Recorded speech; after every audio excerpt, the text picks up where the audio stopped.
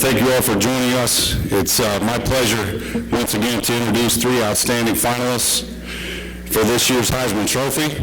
I know myself and the other Heisman winners are eager to welcome one of these young men, fine young men, to our fraternity tonight, and each of them would make an excellent addition to the fraternity. First, Amari Cooper.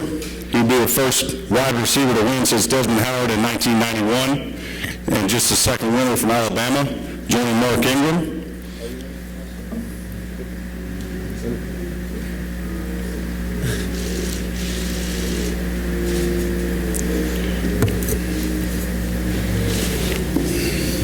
It's 6'1", 210, and he's from Miami, so a little disappointed he's not with my Hurricanes, but we'll let that slide right now. Set an SEC record, 113 catches, led the country, 1,656 yards, 14 touchdowns, owns essentially every receiving record for the Crimson Tide, which obviously has a great long history in college football. Melvin Gordon, he'd be the third Wisconsin Badger, joining Alan Amici and Ron Dane. He set a Big Ten single-season rushing record this season for over 2,336 yards, only the 17th player to eclipse the 2,000-yard mark. He set an FBS record of 408 yards in a game in only 3 quarters against Nebraska, and he ranks 4th all-time in the school career rushing list at 4,664 yards. Marcus Mariota, he would be the first Oregon Duck and the first player from Hawaii to take home the Heisman. Junior from Honolulu, led the nation in passing efficiency, 3,773 yards, 38 touchdowns, only 2 interceptions. Just a phenomenal season throwing the ball, rushed for another 669, 14 more touchdowns, over 4,442 yards of total offense, 53 total touchdowns, led the FBS, racked up over 10,000 passing yards, over 101 touchdowns, and 12,251 total offense yards is a school record. So first, I will ask the three of you what went through your mind when the announcement came out that said you were a finalist and you were coming to New York City. Amari?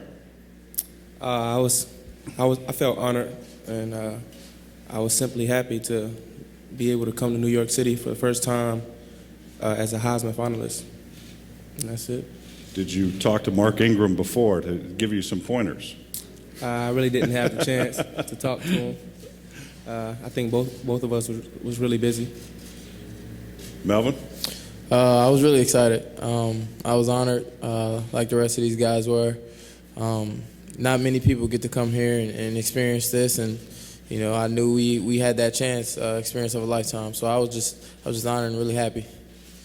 Marcus, I know you haven't been here long. You just got here this afternoon.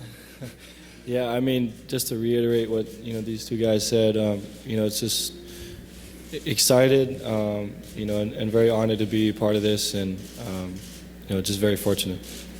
Amari, when you guys were preparing for the season, did you think in Lane Kiffin's new offense you would be targeted enough and have an opportunity to put up the numbers that you did and have a chance to be here in New York at the end of the year? Well, I didn't think as far as the Heisman Trophy, but I definitely knew I had the opportunity to be targeted a lot, simply because of what he did with Robert Woods and Marquise Lee at USC. They both had 100 receptions, so I knew I would have that opportunity. Melvin, when you had your 408-yard game against Nebraska, was there a point in time during that game where you said, I might have some pretty good stats after this game? I'm not really sure what they are, but... Yeah. Yeah, I mean, a game like that, not many people have. I mean, the record, before I broke it, it was there for 15 or so years. So after doing that, it's kind of eye-opening. I mean, experience of a lifetime. That's a day I'll never forget, honestly. Were you tired after 408 yards? I was a little winded, but I mean, I still could have got in there and made something happen. Do you wish that Coach would have let you in for maybe a few more series since Samaje got you a couple weeks after that? At the time, no. I thought it was smart to just sit out so I didn't get hurt. But now, if I'd have knew he'd have broke it, I definitely would have stayed in there a little longer. Marcus, what's your season been like? You obviously came back for your junior year, and then had a loss there early in the season where you guys were banged up as a team, and then come back and just kind of gangbusters. You've been getting better every week. What was your season like? It's been incredible. To start and have a little adversity and to be able to build from that, and then to finish strong the way that we did in the Pac-12 championship just says a lot about the team. And it's been a great season, and we're looking forward to the playoff. What's your guys' favorite part of New York? Times Square for me. I think it's pretty nice. I never seen the big screens and everything, and the people just all over. It's different from where I come from, so that's what I like best about New York. How was your tour guide? I think it was with Mike Rozier on the bus tour last night. Did you learn a lot about the city from Mike? Yeah, we definitely learned a lot. We definitely learned a lot from him last night. We'll probably keep that private. Probably what Mike teaches you about the city, right? Amari, what's been the favorite memory so far in New York? Just being able to tour the place and see the place. It's a big city, and it's a lot of excitement. So just being able to tour it. Marcus, have you been able to see any of it coming down from I haven't Maryland? been able to see much, but I did kind of peek outside and see Times Square, which looked incredible and something I've never seen before. So that was definitely pretty cool. I think the last time an Oregon player was here, that whole wall said Joey Heisman, I think, on Friday. So I'm not sure if Oregon's planning another thing for you if you were able to win, but that would be pretty neat. So why don't we open it up to questions for the three finalists? Marcus, how has your faith assisted you in your journey? Oh, it's really allowed me to find strength and courage, and always kind of, if I'm not feeling myself or if I've ever had any doubts, I find strength from that. And, my faith has really helped me to where I am today.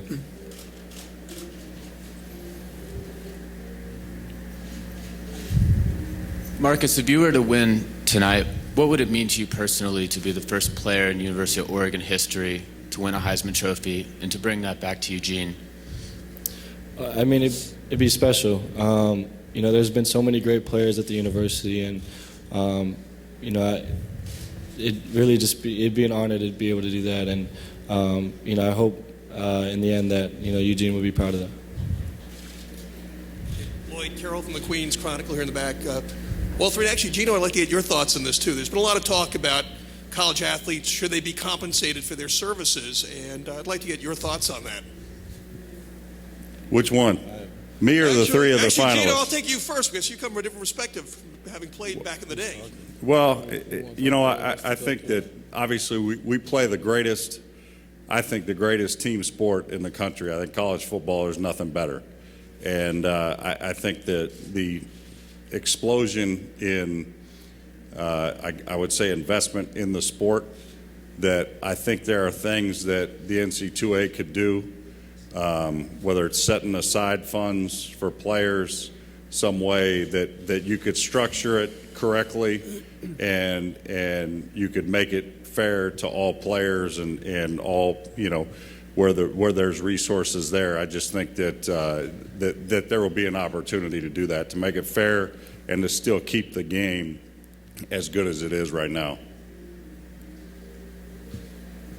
I've been playing this game for free all my life, so I'll definitely, continue to play it for free. But at the same time, when you reach the college level, the game becomes more like a job. You have to study film, lift weights, and practice a lot. So I think everyone yearns for the opportunity to get paid for something that they do. It would be nice if we were, able to get paid for what we do. It's really stressful and really time consuming. But that's not my battle. I'll let whoever take care of that. But my put on it is we do go through a lot of stress. We do go through a lot of things, and it would be nice if we could get paid. Yeah, I mean, you can see both sides of the argument. As a college athlete, to get your education paid for, that in itself is pretty priceless. And but like these two gentlemen said, I mean, we go through a lot. We do go through a lot of time constraints, and there is some value in the fact that maybe some of us deserve to get paid, but at the same time, it's an education is worth so much, and it's hard to argue against that. Marcus, being from Hawaii and everything like that, what would it mean for you, not just as being the first Oregon player, but to be the first Hawaiian-born player and be able to take this award back to the island with you? Again, special. And I hope that it would allow me to motivate some of the young kids back in Hawaii to do the same things, because there's a lot of kids back home in Hawaii that do have the talent to leave but decide not to, and I hope it would encourage them to leave the islands maybe and to start college careers and find greatness in their own way.